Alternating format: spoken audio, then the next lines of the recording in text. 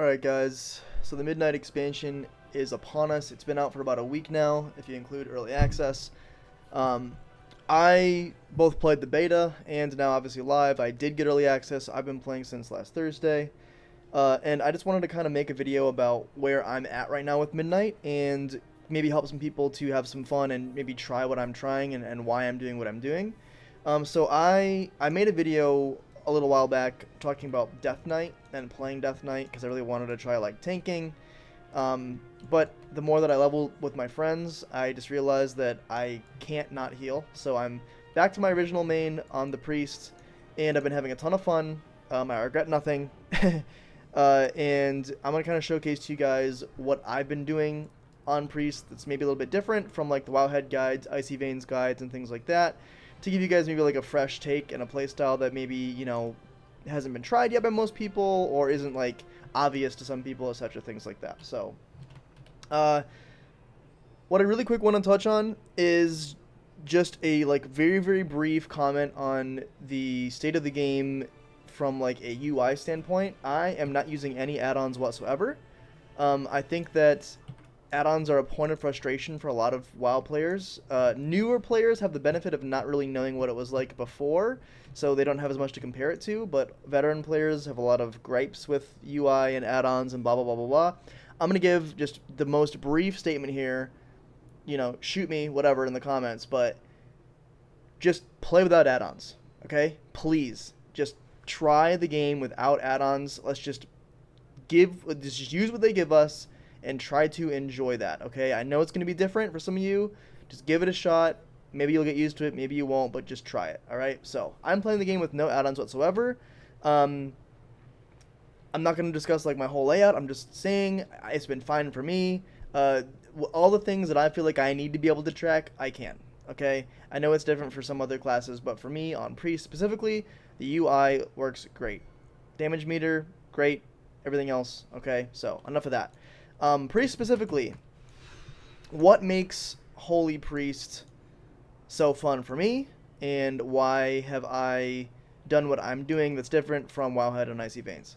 Holy Priest strengths right now, and just in general, are easy to understand reactive direct healing, okay? Someone's health bar goes down in your party, you press a button, you bring it back up. This wasn't a particularly tough dungeon. I'm just using this DPS meter or HPS meter in this case as an example of like kind of the spread of some of the abilities here. My group didn't end up taking like a ton of damage, so my total healing per second isn't super high. I've done anywhere on some classes from like 20k up to like 45 or 50k in some cases. This one's kind of lower right now at the 25 mark. I generally see like in the low 30s usually in terms of healing. But the point of what makes a healer different from like a DPS in terms of the numbers, when you're looking at it from a meters standpoint, is the number doesn't really matter. It's more about how effectively and realistically do you keep your party members' health bars up, right? So I do urge anybody who's getting into healing in World of Warcraft to not necessarily focus on the numbers as much as how it feels. And in that sense, we really have to do a lot of like testing and playing to kind of see what seems strong and what we're capable of in a real actual scenario, right? And the reality is Holy Priest does a really, really good job of keeping people alive in these dungeons. We're only at Mythic Zeros right now, right? But I've tested it in beta as well. So as long as things kind of stay similar, I have no problem keeping my party members alive as a Holy Priest. But I will say, and we're going to get into the build and talents here in just a second, that I have played around a lot with different variations of the Holy Priest and Disciplined Priest, but we're specifically talking about Holy right now because that's what I'm playing. Some of it definitely feels better than others. So if you look at this breakdown here, you'll see that it's actually pretty spread except for my Holy Word Serenity, which is doing almost double of anything else, right, in this specific scenario. There are different builds you can run that will drastically change this sort of spread. This is the way that I've found to be the most fun. So what am I actually looking at here? Let's get into the talents. The ones on the left, I'm not really going to touch on. They don't really matter. You just kind of take everything that gives you an ability for the most part, besides Shadow Word Death. For Holy, we don't need that at all. But like our Power Infusion, obviously, our Desperate Prayer, obviously, our Fade, obviously, right? And a lot of times you want Master Spell and your Leap of Faith. So that's enough of that for like Extreme, right? Here's kind of the big difference. When you playing a Holy Priest, you have the option of choosing Oracle or Archon as your like your hero specialization. I like them both. I think that they're both fun. They're both they both drastically change your play style. Is kind of what I'm getting at here. Archon is very methodical. It's very, you have this sort of planned 1 minute Halo rotation or lineup where you're like, okay, bad things are happening. I'm going to press my Halo. It's going to enable me to heal a massive amount. Kind of when you're in your Halo window, you really don't worry about anyone dying. Outside of your Halo window, it's a little bit more sketchy, but not a huge deal. And then you have still Apotheosis and Divine Hymn to take care of other moments. But what I personally enjoy more is actually Oracle Holy Priest, which is not as common on the guides you guys will see in other videos or on like Wowhead Icy Veins. Generally, it's at least as of right now, it's considered Archon is the better of the two for Holy Priest. I'm not sure I necessarily 100% agree. I think that Oracle adds a lot of flexibility and some fun gameplay, which we got to be honest, part of why we play the game, or at least a large portion of why I play the game, is just to have fun clicking the buttons on my class, right? Oracle is more fun, even though it has less buttons because I don't have the Halo, right? Oracle is more fun for me because the extra Prayer of Mending charge makes Prayer of Mending an actual like worthwhile button to cast, along with a bunch of buffs to Prayer of Mending. Being casting it gives you a heal, which this is about the same healing amount as a flash heal. It's pretty close. So it kind of like adds basically a flash heal's worth of healing to your Prayer of Mending, and then also adding a Power Word Shield to your Prayer of Mending. So you get this, 12,500 damage shield paired with 25,000-ish heal, right? Which then actually kind of pushes that number over your flash heal amount in terms of total value, plus the healing that comes from the Prayer of Mending itself, right? So, and it's only 45, I forget the percentage of your mana that it is, but it's your least expensive healing spell. Holy Word Serenity is even more expensive than Prayer of Mending, which is even still less expensive than Flash Heal, which is even still less expensive than Prayer of Healing, right? So, in terms of healing buttons to press, Prayer of Mending is our now most mana efficient spell, and the fact that we have 2 charges of it, which is reduced by haste, that green number reduces by haste, so it does also change our stat weights up a little bit, and it kind of lends itself into more of my playstyle, which I'll get to on the stats here right after we get through the talents and the abilities. So, making Prayer of Mending a button that you want to be casting more often is just much more fun for me. It comes with so many other benefits, like the movement speed bonus from Body and Soul, so you get that 40% movement speed for 3 seconds when you cast it, plus an additional 4 stacks of Prayer of Mending is placed on a second ally within 40 yards when casting Prayer of Mending, so really we're getting like 4 casts for every 2 charges, sort of, right? I cast it on this player here, it's going to send it to that player and that player, they're both going to get the Powered Shield, they're both going to get the I think it's Prompt Prognosis healed. They're both going to get the movement speed. They're both going to get the stacks of Prayer of Mending. So there's so many things that casting this button does for us. It makes it super, super powerful. I really like that buffed Prayer of Mending. And it makes our spec a little bit more active. Because what I will say about Holy when it comes to Archon is you do feel a little bit stale. I'm not going to say that the pruning went way too hard, because I do kind of like the class pruning in general, but we do feel a little stale, in my opinion, on Holy when you're using the Archon. What else do we get from Oracle that's kind of impactful? Oh, yes, okay, so Big talent difference when it comes to Archon versus Oracle is also this is not a choice node. If it was, it may change things up, but we have to take this preemptive care button, which increases the duration of your renew by 40%, okay?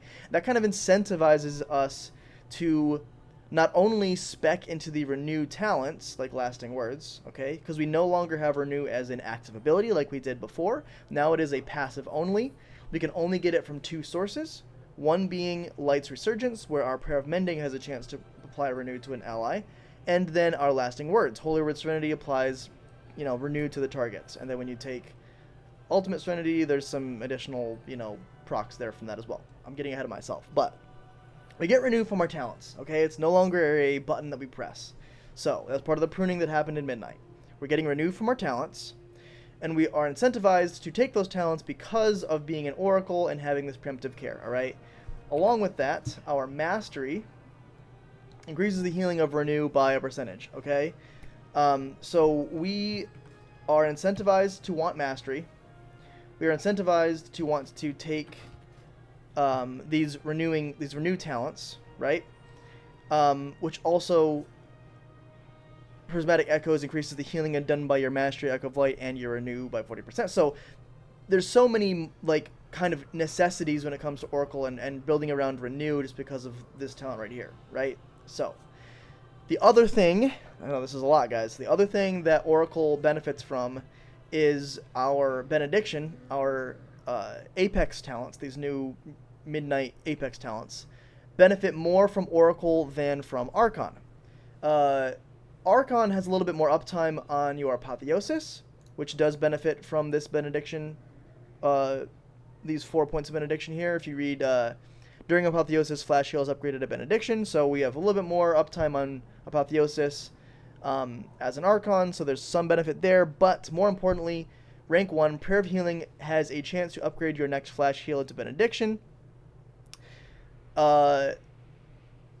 This means that because we have 2 charges of our Prayer of Mending, we have a much higher chance of proccing this Benediction passive, okay? So we get a lot more of these empowered Flash Heals, which do some AoE healing through the Cosmic Ripples, and they are an upgraded single target as well because of the 30% additional healing on that Flash Heal. So we get more procs over Benediction. We still have a very high uptime on Apotheosis because I'm choosing to take Eternal Sanctity instead of Divinity here. It just turns my Apotheosis button into less of like a burst heal and more of like a, if I know it's going to be a struggle to heal through this sort of extended fight that we're going to be going through, I'll just preemptively proc my Apotheosis. I'll be in there for a long time. I'll have these permanent Benediction Flash Heals. I'll have a ton of Prayer of Mendings going around everywhere. So what I do differently than other Oracle Holy Priest builds is, especially like the Wowhead guide that I've seen, or like Automatic Jack's version of the Oracle Holy Priest, is they recommend you go all the way into these like fully right side Prayer of Mending buttons. And I will say that does feel powerful. It does make your Prayer of Mending proc more often. There's some added benefit there. But I've chosen not to do that. I've actually chosen to maintain some of the Prayer of Healing power. Because I do think that there is room for this button as an Oracle Holy Priest, and I think if you're going to be pressing this button, you need all 3, like both of these supporting talents for the button. On its own, Prayer of Healing is not that great. It costs a lot, and it doesn't heal quite as much as you would want it to. But with the primary target of Prayer of Healing being healed for 125% more, that increases the value drastically, and then reducing the mana cost also increases the value. Okay, so taking all 3 of these points, or like you could say like these 2 supporting points if you're going to take Prayer of Healing, it's kind of necessity. That's kind of change number 1, and I think it allows me to have a little bit more flexibility with like my buttons and what I'm pressing at certain times, because the normal Oracle build, which only rocks basically Prayer of Healing and doesn't even take rocks Prayer of Mending and doesn't even take Prayer of Healing on the like Wildhead and Icy Veins builds out there, right? It feels like there's a little bit of this missing piece when it comes to like, well, there's not a ton of AoE damage going out, but there's enough of this sort of like steady, low AoE healing going out that I kind of want to be pressing my Prayer of Healing, like on the tank, and kind of letting it, build up and take care of some of that low AoE. which then also is reducing the cooldown of my Holy Word Serenity because of my Ultimate Serenity talent here, replacing my Holy Word Sanctity, or Sanctify. So what actually ends up happening is you get a lot of flexibility with my version, because if it's like a slow burn, kind of like rot fight, you keep your Prayer of Mendings up, right? You keep casting them. It's a relatively low cooldown, honestly. Less than 10 seconds, you get 2 charges, right? You're spreading those Prayer of Mendings out just kind of constantly. Off cooldown. Your Prayer of Mending pretty much off cooldown. But you're also casting some Prayer of Healings.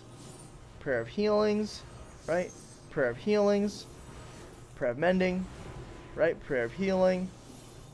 Prayer of Mending. And both of those buttons are drastically reducing the cooldown of our Ultimate Serenity. So I'm going to do it again here. I'm just going to kind of Prayer of Healing. Do again with Prayer of Healing. Prayer of Mending, right? Prayer of Healing. I've got a proc on my flash heal. I can always use that in the meantime. Serenity's back up, right? That just kind of constant pressing of those buttons really, really, really takes care of these like kind of rot mechanics. Now, we did burn a decent amount of mana, but what I've noticed with this setup is I do not struggle to upkeep my mana whatsoever. However, on Archon Holy Priest, I do tend to struggle a bit to uphold my mana. I'm not really casting Prayer of Healing too much here, right? But I want to have it in case those niche scenarios come up where I feel like it's necessary and it does actually help my healing. During the Apotheosis window, which because of Eternal Sanctity, when I press it, I'm going to get it for like 32 seconds, right? It's pretty long. I constantly have these benedictions. Prayer of Mending, benediction, right? Maybe I'll throw in a Prayer of Healing every now and then. Prayer of Mending, right? Serenity, all these things, right? When I'm in that Apotheosis window, and it's still up, guys. When I'm in this window, nobody's dying, right? It's a big 32 seconds long window of Apotheosis. Ticks down. I wait a minute 30, right? It'll be back when I need it, pretty much guaranteed all the time, every time, right? Then I still have Divine Hymn, which you can either take the Gales of Song or the Seraphic Crescendo, which reduces the cooldown or adds some potency. I've kind of been playing around with that. I feel like in most scenarios, I don't really find myself needing to press Divine Hymn every 2 minutes, right? So I've opted for the Gales of Song, which drastically increases the potency of my Divine Hymn. Also because my Prayer of Mendings that it's sending out are buffed by being an Oracle, right? So there's a lot of synergy between the Gales of Song and the Oracle here. Alternatively, I would say if you're not going to take Gales of Song, just don't take either point, okay? Take Cosmic Ripple, Uplifting Words, or Renewed Faith. Renewed Faith makes sense because we do have a decent uptime on Renew. We're just getting basically a flat 10% healing increase all the time. This is kind of the point that I play around with, is Renewed Faith versus Gales of Song. Gales of Song obviously makes my Divine Hymn much more powerful, so if I feel like there's a really, really, really bad heal check that I'm already aware of in a dungeon or in raid in the future, I'm going to have that super beefed up Gales of Song Divine Hymn to take care of that mechanic. If I don't feel like I need that, I'll take Renewed Faith, right? So, I've been playing around with both.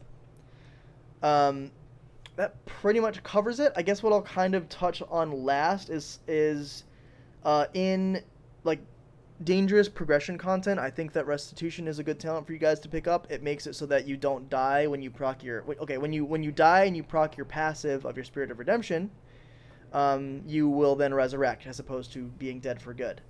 But I find that once I kind of figure out the content, the dungeons, and the raids, I swap over to Guardian Angel, and it just drastically improves my Guardian Angel usability. Also, there's a really cool thing that Oracle specifically can do with this Guardian Angel version of, or this buffed version of Guardian Angel, Guardian Spirit, I should say, because of Piety. 20% of overhealing done is redistributed to up to 4 nearby injured allies.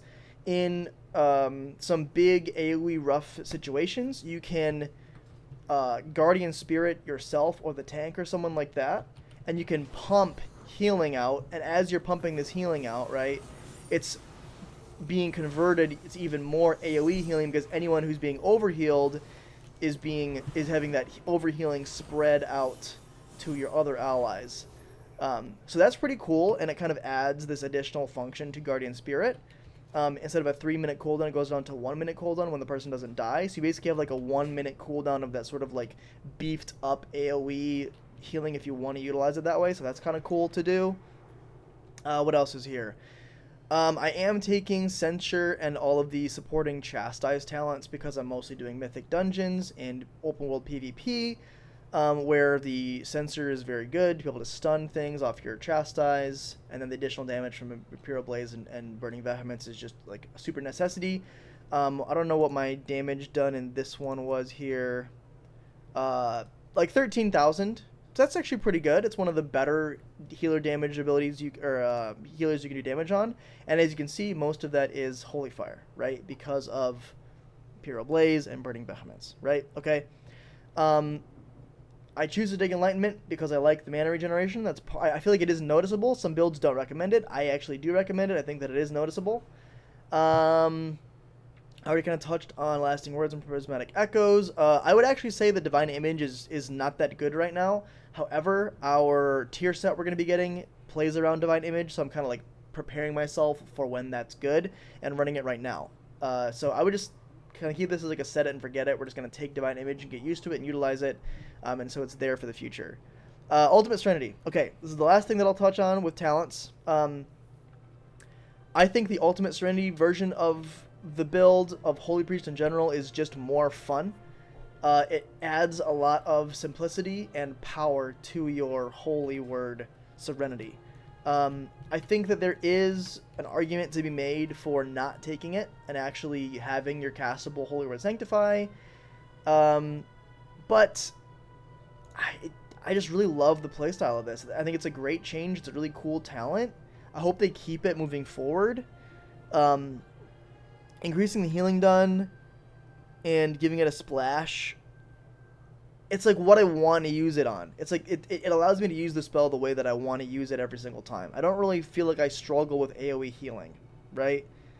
And when I really love having that massive instant cast burst Holy Word Serenity that then also plays into some splash healing just because. I don't know. I just think that the playstyle is great. I recommend you guys try it and basically rock with this and just give it a go and see what you think. Other than that, what does it feel like to be a Holy Priest? It feels great. I think that the class is in a really good spot. I'm enjoying it a lot, especially this version of the build.